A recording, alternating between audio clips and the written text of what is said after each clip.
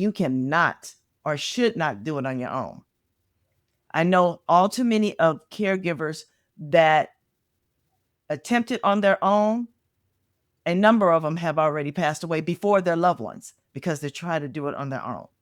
Oh, So when you are impacted physically, mentally, and emotionally, that is just sending total shockwaves through your entire body. So don't do it alone. Welcome to another episode of Soul Shift Sessions podcast, where we have deep, transformative conversations to help you transform your mind to transform your life. I'm your favorite freedom and financial wellness coach, Coach Sapphire Star. And of course, I have with me my favorite co host, Coach Kyle McLeod. and we're back with you with another deep, transformative conversation. And today's topic, I'm super excited to have the topic with our special guest. We're going to be talking about the cost of caring, how caregivers can heal while giving with our special guest. But before we get into the conversation and introduce you to our special guest, we would love for you to rate our podcast wherever you're listening to our podcast right now. Rate, comment. Also, if you would like to follow Soul Shift Session on social media and all our streaming platforms, you can go to www.soulshift.sessions.com and join the tribe. If you love to be a guest and join the conversation, go to www.soulshift.sessions.com and select Be a Guest. Now to our special guest. We're super excited to have Carla Prayer on the show, a speaker,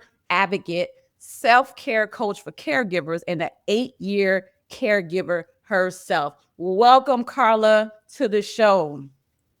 Thank you, Miss Sapphire, Coach Sapphire. I'm sorry. Thank you so much for having me. Hey, I got a bunch of different names for her, okay? Just so you know. Okay. Coach Sapphire. Sometimes I call her Star, like. Whatever the spirit moves you, go right ahead. Okay. I got some other words that I don't say like on this platform, but those exist too. You two are good co-hosts. Thank you so much for joining the show and coming and joining the conversation. You have had a remarkable life and experience, and I'm so happy to have you on specifically for this topic, the cost of caring. Can you just introduce yourself and tell us a little bit more about yourself to our soul shifters? Certainly. And yes, and thank you both, and you, Kyle. Thank you for, introducing me to this podcast and to Coach Sapphire. But the journey itself, who am I? I am Carla Prayer. The name of my business is Inner Beauty by Design. I am a 8-year caregiver to my husband that had Lewy Body Dementia, a previous salon owner that I did have to close so I could better care for my husband. I am in transitioning with my new business, enjoying life. I have 3 amazing bonus sons. Um, I am loving life, loving the space that I'm in, and I realized that yeah, this journey was created for me. Wow. Thank you so much for that. Thank you so much for that. I want to speak on your journey as a caregiver. And I really love, in your bio on your social media, you talked your one of your titles is self-care coach. Can you explain a little bit more about what that is and how that came to be? Yes. So the self-care coaching, it came out of necessity, and even in the moment, I didn't even know how much I needed it. But I knew that I need to keep moving and I needed to keep my husband moving. So through that journey, I was adamant on eating right. I was adamant on drinking plenty of fluids, also for my husband. So I kind of incorporated that. the fitness, the exercise daily, sometimes twice a day, depending on what the day is looking like. Um, my water, my fitness, the people that I kept in my life. That was important. I did not allow people around me to instill fear because of the journey I was on. I will explain to my peers or people around me, and when you're around me, only give me good energy. That's important. People don't realize that energy can transfer. Um, my faith, honing in daily, I in the word, I tell you, this journey, it definitely had me on my knees because I had no clue to what I was into. I had never even heard of Lewy body, let alone how to take care of him or myself. So truly operating, self-care is operating in uh, spiritually, mentally, physically, emotionally, financially, all the above. Yeah. When you operate in all of those, not one or the other, it turns into a harmony, so to speak, and you manage these challenges because the challenges are going to come and they can come with some serious blows. So when you're already operating before the time gets tough on your self-care, the journey is less impactful. It's less you're able to handle the blows a lot better. What you just now you mentioned Lewy body dementia. I'm a healthcare provider, a clinical laboratory scientist for the past 24 years, and I'm familiar with dementia, but I've never heard of Lewy body dementia. Can you explain to the listeners what is Lewy body dementia? Certainly. Yes, and guess what? You're not alone. There are some people in the medical field that had never heard of Lewy body dementia. So, Lewy body, dementia is the big umbrella, and they have all different types of dementias. They have Alzheimer's, Lewy body, frontal lobe, and the list goes on. With dementia, what I have found that the a lot of them that I have dealt with, they knew more of what was going on with them. Their symptoms are different. So you really want to make sure that you're on the right track with the type of symptoms because the medication can be different and you can do more damage than good. Um, but yeah, a lot of them knew what was going on. They had the symptoms of like the tremors, it can mimic Parkinson's, um, it mimics Alzheimer's. Um, and a lot of the other ones, they don't know what's going on. As to where Lewy body, you do know what's going on. Oh wow, they're aware of what's happening while it's happening. Yes. Now That sounds Patrick, even he had scarier. mixed. Yeah. Now Patrick had mixed dementia. He had the Lewy body, Parkinson's, and the Alzheimer's. And that's my diagnosis just because of what I witnessed. And let me say this, being in contact with your doctor is vital because they only know what you tell them, and do your own study and seeing what's going on. So that's how I came up with Patrick. And it just I think about how long ago I've been noticing Patrick losing his memory. Mm. So, but with that, Patrick was not able to articulate what was going on with him. But one of my caregiving sisters, Linda, actually, it's a documentary that we're in, Facing the Wind, but she was my co-partner in this documentary. Her husband was able to articulate and say, my brain, something is going on. Why am I still here?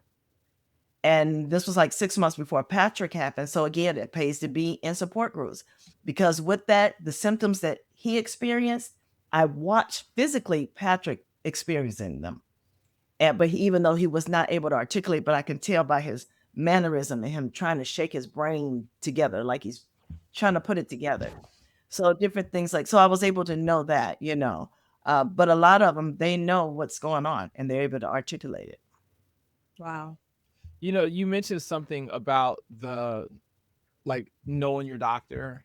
And one thing I have learned, and this is something that I try to make sure that people know, is that you really do have to advocate for yourself when it comes to any type of medical care, because people are still people. and I had a doctor, a neurologist, that wanted to do surgery on my child when she was not even 2 for her scoliosis. And thank God, the only reason why because we didn't know any better. And I was traveling a lot. And my wife knew, like, she's the one who really met the doctor and she felt comfortable with him. I wasn't really sure why she felt so comfortable with him outside that he had a good bedside manner. I wasn't convinced that this is the person that needs to be doing surgery on this child. And so my mom is a nurse. She's like, well, make sure that that hospital has a peds ICU because you don't want something to happen and then they have to put her in an ambulance and take her somewhere else. So fortunately, this doctor worked for a hospital that did not have a peds ICU. So we had to get another doctor. And then that doctor is the one that said that, like, she doesn't need surgery right now. She may never need surgery, but she definitely doesn't need it right now. She hasn't earned the right to have surgery right now. And my child she got that surgery when she turned 11. Oh, wow. Wow. Wow. Huge difference. Huge Yeah. difference. Yeah. And so that tells me that sometimes people are in it for the sport. I would have to agree with that. For Patrick, I started noticing things, but we retired him suddenly in 2014. Okay. He didn't get a diagnosis until 2018. Wow. And I literally had to fight for that diagnosis. I had to do the research on my own. Being in support groups definitely helped me recognize what this is and what it could be, and just really get so his whole team, by the time we got a diagnosis, they all knew my name, my first name, because a lot of them don't understand Lewy body. But even with that, if you don't have a person advocating for you, you kind of get lost in the cracks, and I can't imagine Patrick going through that by yourself. It's scary how easy it is to get lost in the cracks. Like, if anybody in our family goes to the hospital, someone is coming to the hospital too. Yes. If you're going to be admitted, someone is coming every single day, because if they don't feel your presence, they don't treat the patient the same way. And let me add to that. In this journey, I have found a lot of, like, the husbands, some of them. Now, thank God Patrick was in the medical field, but he wanted me by his side. I know of several husbands that did not want the wives to come, and they're not on their power of attorney and not on the healthcare directive. So I was like trying to instill that, it's vital that you have someone that's on your healthcare directive. I get you want your privacy, but when it comes to this kind of stuff, you definitely want someone by your side. 1000%. Absolutely. Absolutely. What is something that you wish people understood about the emotional cost of caregiving? Honey, I'm still learning, okay? Let me just say that. It's not just going into the journey, you're fearful, you don't know what to do, but it pays to get in organizations. That's a part of your self-care, being a part of support groups. Keeping people around you that just will sit and listen. Don't try to tell me what's coming. Just be there available.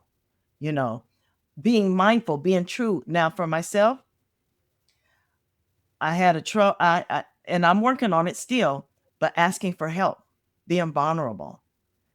This is a journey you cannot or should not do it on your own. I know all too many of caregivers that attempted on their own. A number of them have already passed away before their loved ones because they try to do it on their own. So when you are impacted physically, mentally, and emotionally, that is just sending total shockwaves through your entire body.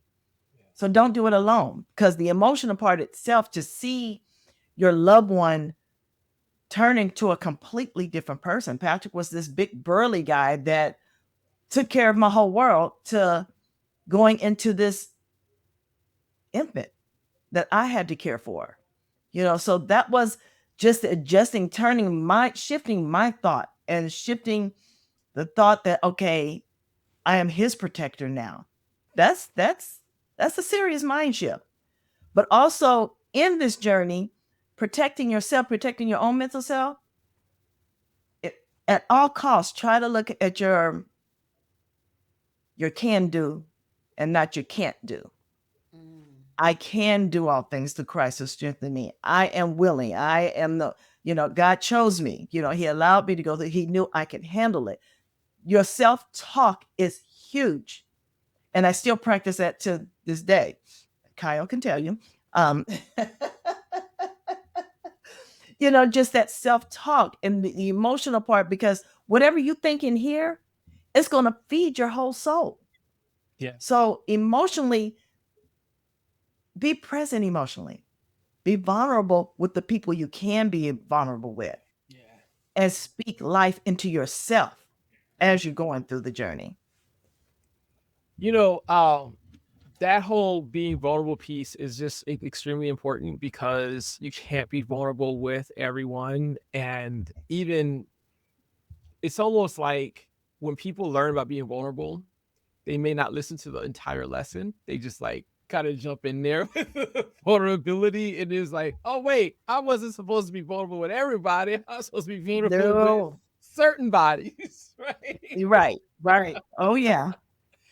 And one thing that I appreciate, like I've gotten to know you since the summer, Carla. And one thing is for certain, what I appreciate is you always show up with this willingness, right? Like you may be feeling a certain way, but you show up willing to feel a different way, after maybe our friend Jennifer has talked, or maybe I have, or Natalie has, but like you show up and you make it easier for the rest of us to be vulnerable because you choose to be vulnerable. And you talk about my patience, but I see you really being patient with yourself. I see it. I'm gonna say thank you. I'm learning to receive compliments in that area. Okay, I receive it. Like I may not believe it right now, but I receive it. Okay. But I'm going to take your belief for me. Okay. And that's another part of emotional. Totally, I'll take your belief for me. Yeah. That's totally fine. But you're so right. You cannot be vulnerable with everyone. And like, our groups, when we meet, I'm telling you, has given me life. There's so many times I've started something and I quit because I couldn't do it. I didn't have the know-how. And even this morning, you guys saw what I was dealing with. But being in your safe surrounding, it gives you what people that really are patient with you, they give you hope and instill determination in you, even when you don't have it. So borrow somebody else's determination for yourself, and you'll get there. And I'm getting there slowly but surely. But it's the environment. You guys are amazing. I borrow Sapphire's determination all the time. Okay. I borrow it all the time. I love it. I love it. Not to the same degree, because she goes at about 120 miles per hour and I've got like 75, right? Like I can go about 75.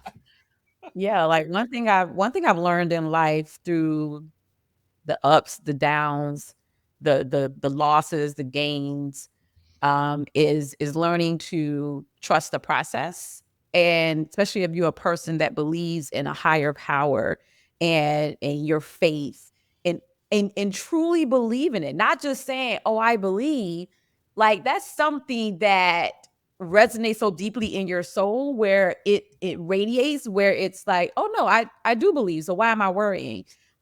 Even when something happens that may not be what you thought should be happening or according to whatever you thought you had planned, it takes a lot to still show up and lean in when things aren't going the way that you expected them to. But again, I do attribute that a lot to my faith. And the more I go through stuff, the stronger my faith gets, because on Woo. the other side, I'm like, oh, okay, Lord.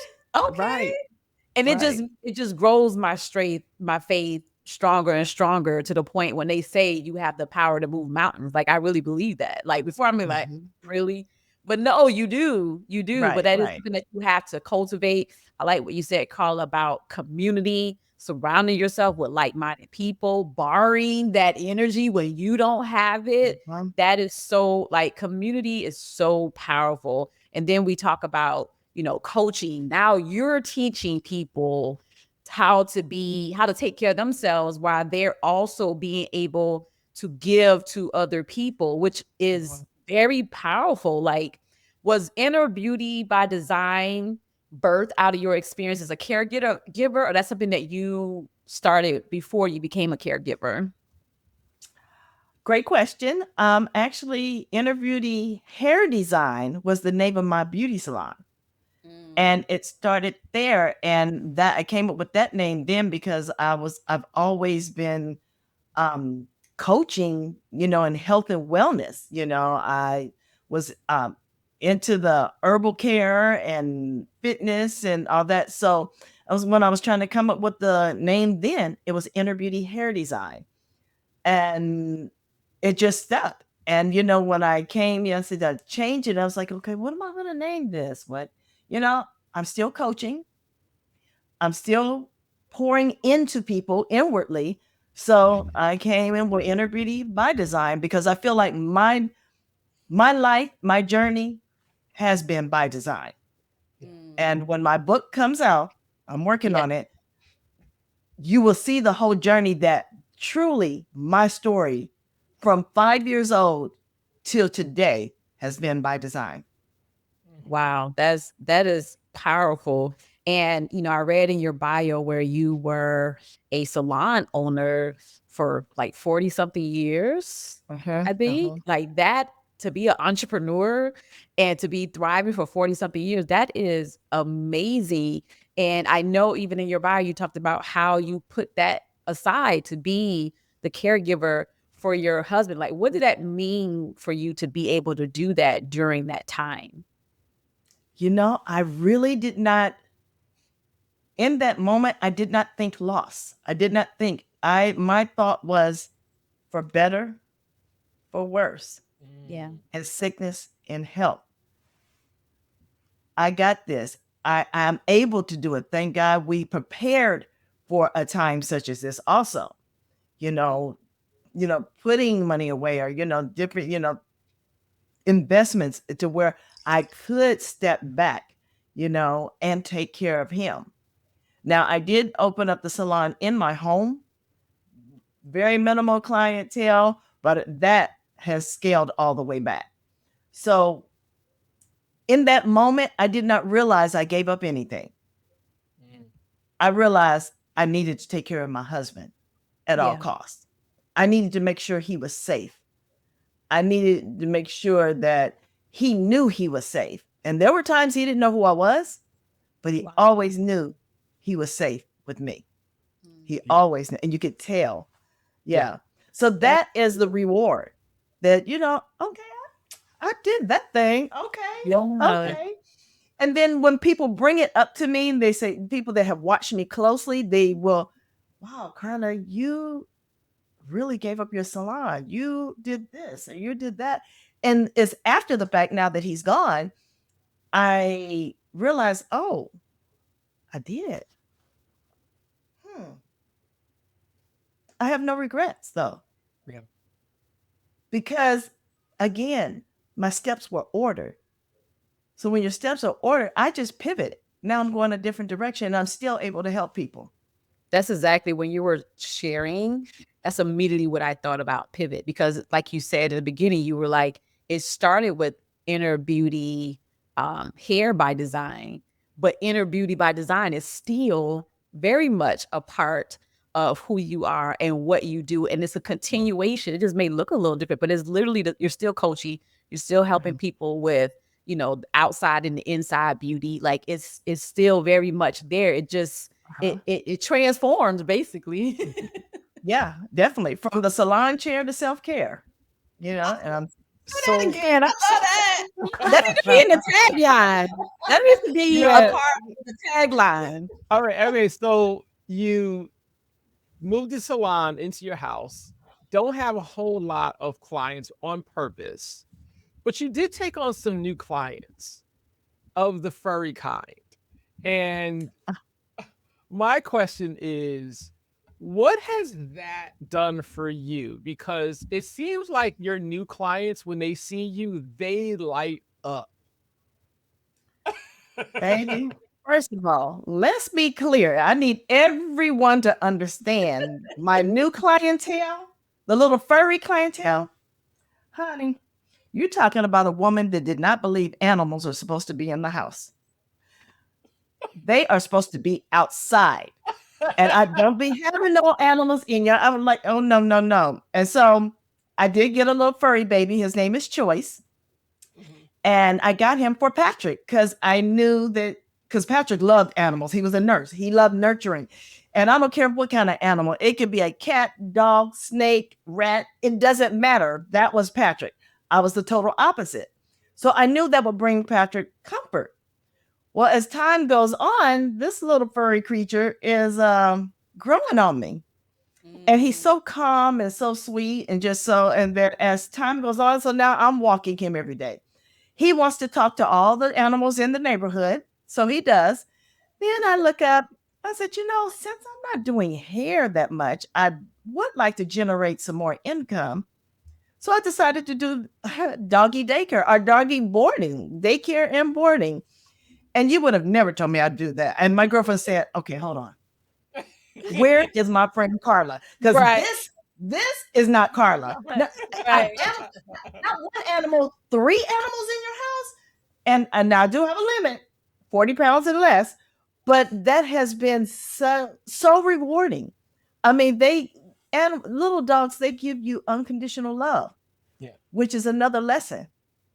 When you can unconditional that, because sometimes even me, I'm probably hard to love at times. But when you see that and you learn that, and I watch them to learn to love even the difficult people, that helps you in your own self-care journey again. Yeah. I'm just learning so many components, and the little pocket change comes in handy at the same time. I don't know which fur baby this one is, but I know that when he sees you, he is on your lap, and he's not little, right? He's not a little dog, but he That's is Mushy. on your lap, like that's where he belongs, and no one can tell him otherwise. Right. So Mushy and Choice, they battle for my lap, because Choice is like, hey, this is my mama. You just visited. I'm gonna need you to move on. He'll look at him like, hey, and they fight. But Mushy is the same height, but he's so thick, and he just pounces on me. And that's how he is. He's like, oh no, I'm here. This is my new home. So that is just, it's rewarding. I would have never thought. So that's another thing for self-care. Just being open for change. You never know what you're going to get out of it. Yeah, That is powerful. yeah, you never know. Yeah. And Yeah. they are the model of unconditional love, right? Like they don't hold the grudges. They know when to like leave you the hell alone. They know that. Oh yeah. But they still love you like inside and out. And thinking about unconditional love, I don't know how many human relationships that I have where it really is unconditional love, because there are people do have conditions. It's like, if you cheat on me, then we're done. That's not unconditional love. It definitely is taking care of yourself. No doubt about that. And it's not. Well, it's a different love. When they've cheated on you, you can love them from a distance. From a distance, right? From a distance. Look at Sapphire's face.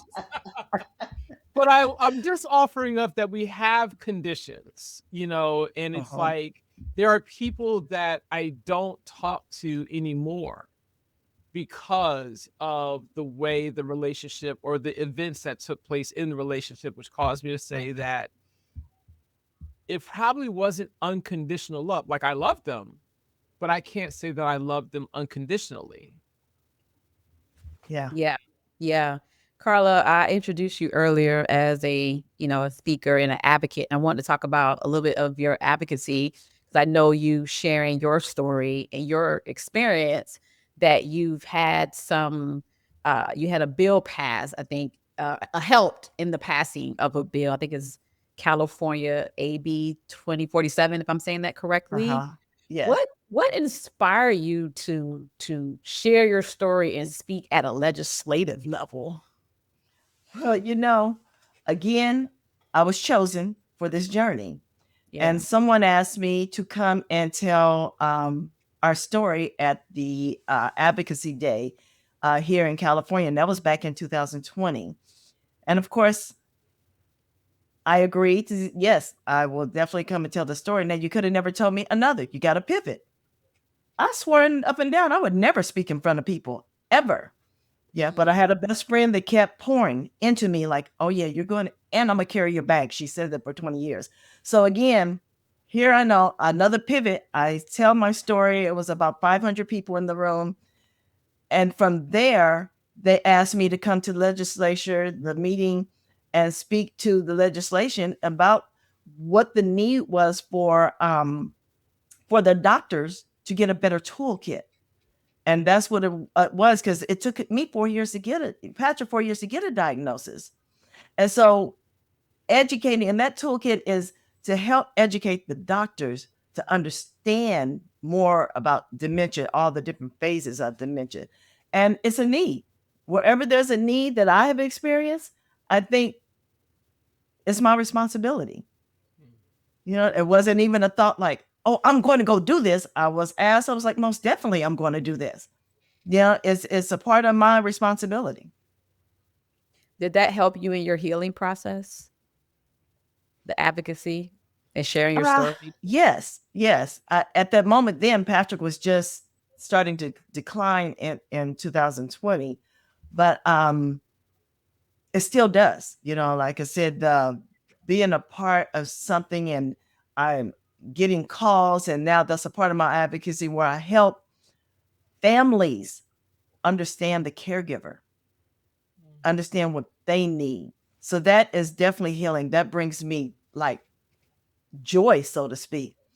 And just helping them understand what all they need for this journey, for their loved one and for themselves. And yes, it is healing. When people call, I get calls all the time. I get calls when their loved one is dealing with a moment and they are going off the scales and they can't get control of their loved one. And I have one friend, she called me, Dr. Prayer, this is so-and-so. Could you please talk to my husband because he is trying to leave the house? So then, yeah, let me speak to him. And I'll get him on the phone. Hello, Rich. How are you? This is Dr. Prayer. What seems to be the problem, sir? Tell me all about it. He tells me, and I agree with him. I understand what he's going through. Okay, so when we get through with this medication that's going to help your brain get better, then you'll be able to go get your driver's license. And I just turned into a doctor. So things like that. And then afterwards, of course, we laugh about it because Lord knows I'm not a doctor, but it's enough to calm. You had me, man. I was like, oh, I didn't know you were a doctor. You get the doctorate. Let me speak to Dr. Prayer. I was like, oh, we are going to get a story out of this one. Oh, This yeah. is gonna be Oh, good. yeah. Oh, yeah. And it started because Patrick had a moment and my neighbor around the corner knew the story. And I was like, I couldn't get control of Patrick. I called. I said, hey, this is Dr. Lai. How are you? This is Carla and Patrick Prayer. He's like, Carla, this isn't Dr. I said, I know, Dr. Lai. He said, oh, I said, could you talk to him about what he's going through and you're using the medication? This guy, why can't I pull up his name? Sandy's husband. Anyways, Russell is their last name. Anyway, he went dead into character, explaining to Patrick why he was on this medication to get his driver's license back. And once we get his brain right, he'll be able to get his driver's license and he'll be able to buy a car. This guy was so good. Chris, he was so good that I believed that he was a doctor. I mean, again, keeping the right people around you that knows your surroundings and what you need. We didn't even practice that. We didn't rehearse it. I never mentioned that to him. He just understood on the moment and went right into character. Wow. Yeah. What would you offer to any caregiver that's listening to the sound of our voices now and listening to your story? What would you share with them about their worth and their healing in their future? Just know that you got this. Know that you're not alone. Know that you can get through this. You know, my faith is a huge part of my survival, that if God says I can get through this, who am I to say that I can't? That gave me strength. And like I said, keeping people around me that understood it, that can help assist, just be there. You know, you're not alone, you know, and just continue. I'm available, you know, you can contact me. They will have my information, but you can do this. You're not alone. Please know that you're not alone. And just at all costs, put yourself first. Well Easy said. said, difficult at times. But once you put yourself first, spiritually, mentally, and physically, and emotionally, you're a better caregiver. Yeah. And that's what it takes to put yourself. And it's not selfish, it's a necessity. So love yourself first. It goes back to the putting your mask on first before helping Yes. someone else. And as cliche as it sounds, it seems to be more relevant these days than ever. Mm-hmm. Absolutely. Yes. Yes. Yes. Yes. Absolutely. Well said. Thank you so much for sharing that advice. As I'm listening to you, I've never had to, outside of motherhood, I've never had to be a caregiver for someone that was ill, but I have witnessed firsthand uh grandmothers and aunties and those who have been caregivers. And I think that's just something so powerful about that, because they do make sacrifices, but it's with love, it's with care, and it's just amazing to see and experience. And just my hat goes off to you and people, other caregivers that are listening, as well as they're navigating life with the people that they love. I remember volunteering at hospice, and one thing that really broke my heart was people were dying alone, and that compelled me to volunteer. And I would just sit with people, but it just really broke my heart that people were in these situations, and they were in hospice, and there was no one there. Wow. Yeah. And I would just Yeah. sit with them, and oftentimes they've lost their ability to talk and speak, but I know it's something about just feeling the presence, the energy of someone in the room. I just felt like that just made a It's a difference. Yeah, it makes a Yeah. difference. Oh, Yeah. big time. Yeah. I can't imagine going through that, or allowing anyone that I love to go through that by themselves. And I will even say the hospice group that I use were amazing. Mm. I mean, amazing. Now, I've heard other stories. Can do your homework on hospice, because some stories are horrific. Oh, really? But yes, my girlfriend that's in the documentary with me, her story was horrific as to where mine was beautiful. I Yeah. mean, the lady, she was there when she went to clean. I will clean him. I will.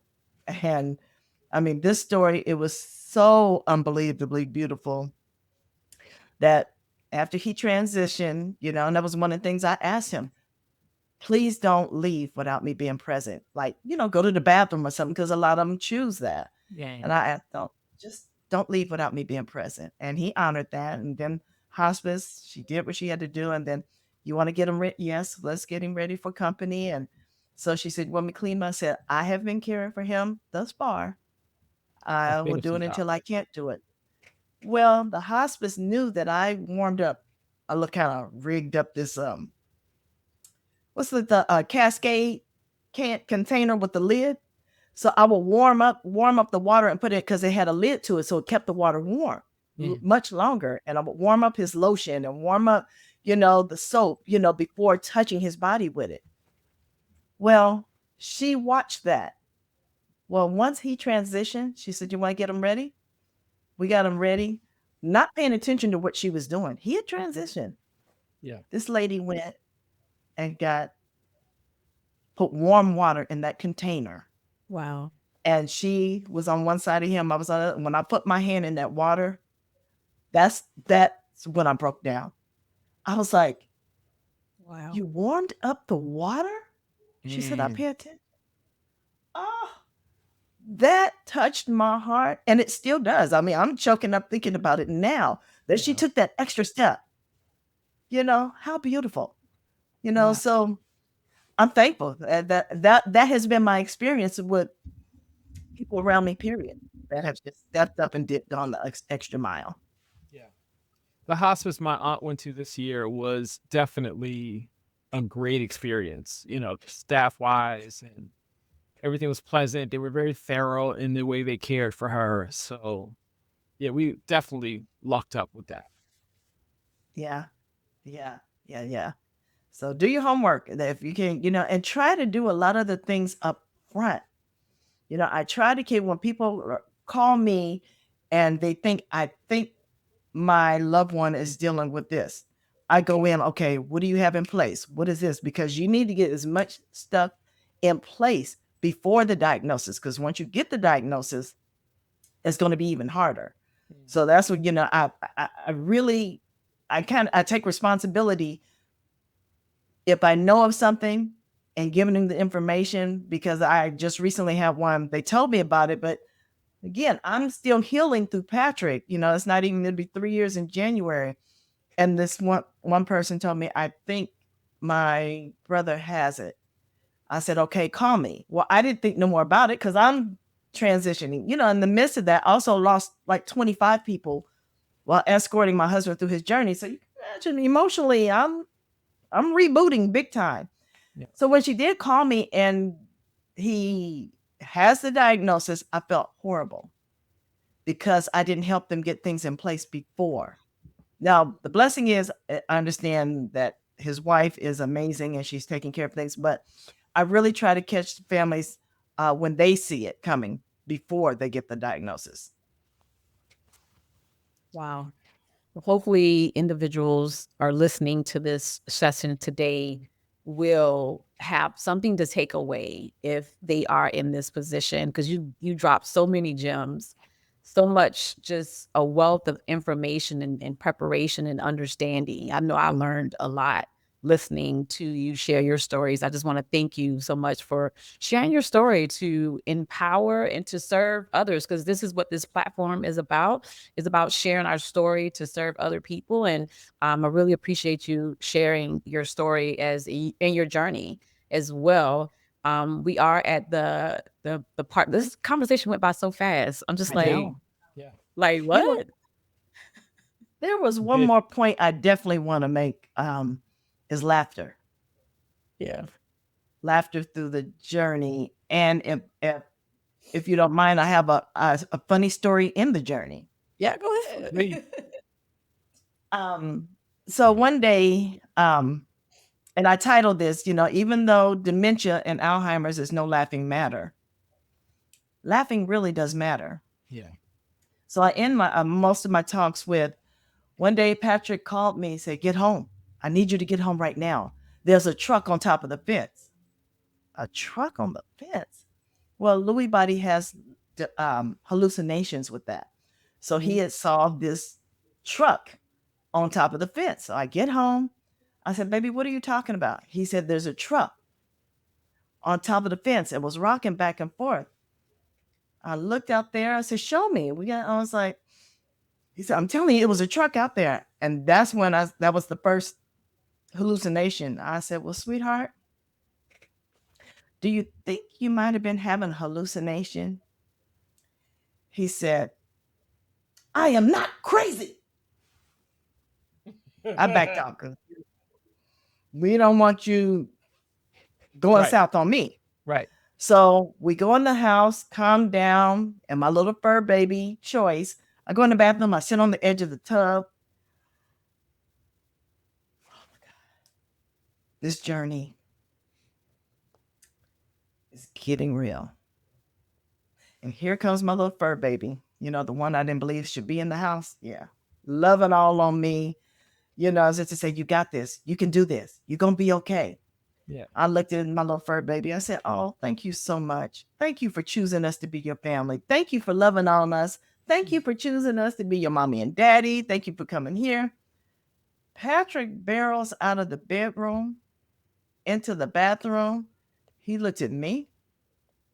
He looked at the dog.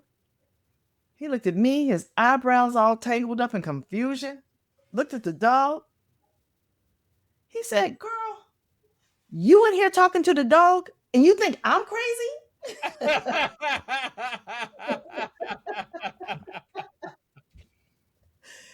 So that was, and he was a comedy person. So that was, he realized that was a hallucination and he came back to the funny person that I know him to be. We must have laughed a good 10, 15 minutes. So laughter is huge. Yes. Try to find, it's a grueling journey. But try to find laughter in everything you do. I love that. Thank you so much for sharing that. And I can, like, when you were talking about it, it's almost like I can see you in the bathroom with, like, the way you described it was so, like, visual. It was like so descriptive. It was like I can literally, like, see you in there to see him, like, coming in. And I've never seen your husband before, but it's like I can imagine like that whole scene. Like, that is I'm the one that's crazy. You ain't talking to a dog. Like, you ain't talking to a dog, but I'm crazy. You ain't even a dog person, and you ain't here talking to a dog. You ain't even a dog person. You ain't talking to the dog, but I'm the one who's got the problem. Okay. Right. All right, guys, we are to my favorite part of the second favorite, because I love the conversations of the podcast, which is our Soul Shift Sessions Rapid Fire Round, where we ask our special guests to answer some questions in a 1 to 2 minute time frame. And Carla, are you ready for the rapid fire? Let's do it. Let's go. What is one word that describes you today? One word. One word. Blessed.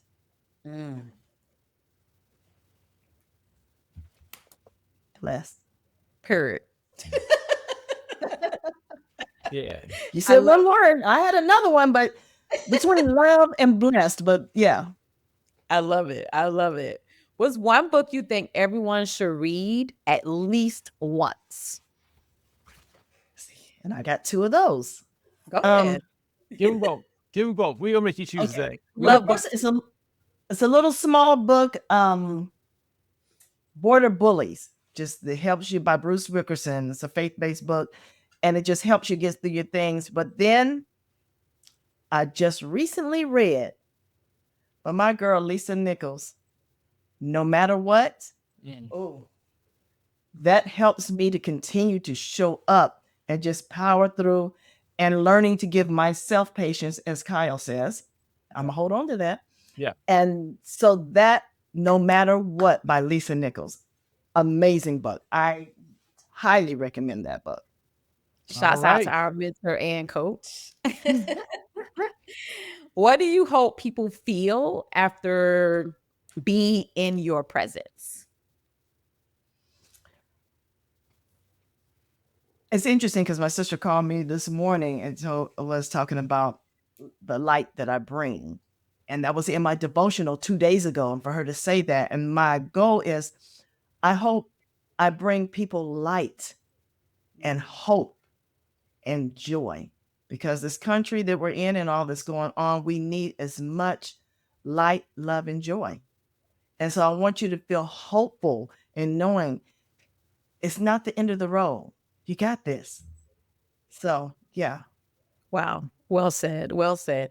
Last but not least, if your soul could leave a sticky note on the mirror for you every morning, what would it say? Girl, you got this. You were created for this. Let's go get it. Dropping gems. Thank you again, Carla, so much for coming on and sharing your story and sharing with others how to give but also heal while giving. I think this was just a powerful conversation. How can people because you mentioned a documentary in the conversation, how can people get in touch with you or reach out to you? You have a website or social media, or people can find the documentary to learn more about this Lewy body dementia? Yes. Across all platforms is Inner Beauty by Design. Facebook, LinkedIn. LinkedIn might be Inner Beauty by Design and Carla Prayer or Carla Prayer. But through all, my website is Inner Beauty by Design. Everything is Inner Beauty by Design. I love that. Now, when is the book coming out, and what is the book going to be about? So the book is about my journey, my life journey, and how God has prepared me from literally things that happened to me at 5 years old happened to me 5 days before I got married. So it was things that I pulled on throughout this journey that God's let me know, girl, this is just a little notion to let you know I prepared you for this journey. I chose him for you and you for him. Wow. And when is the book coming out, or is still in the making? It's in the makings. So let me put a date on that. How about that? Let's do that. Let's do that, Carla. Let's do Okay, that. let's say August 1st, 2026. Okay. 2026. And we're going to reach out to you because we want you to come on the podcast to promote the book. Yes. You know what? Since it's about that journey, let me move that to August 18th, our anniversary. All right. Perfect. All right. Yeah. August. Yeah. Listen. So guys, we're going to have Carla back to when she published her book to come share and tell us more about her journey, her story. Again, thank you so much for sharing that. We appreciate you coming on today. If there was something that Carla shared, please, that just moved your soul, your spirit, shifted your soul, your spirit, please put it in the comment section. I always say sharing is caring. If you know someone that can use a soul shift, please share this podcast with a loved one. Coach Kyle, do you have any final words? Do I have any final words? Of course I've got final words. And my final You words do. are gratitude isn't always about what's going right. It's about finding a little light in the moment that we're in. Ooh, Well That's said. good. Well that's said. good. Yes. Yes. Yes. Yes. And with that, guys, we thank you so much for tuning in. Until next time, always remember to let your soul glow. Be So great. long, everyone. Bye-bye. Thank you.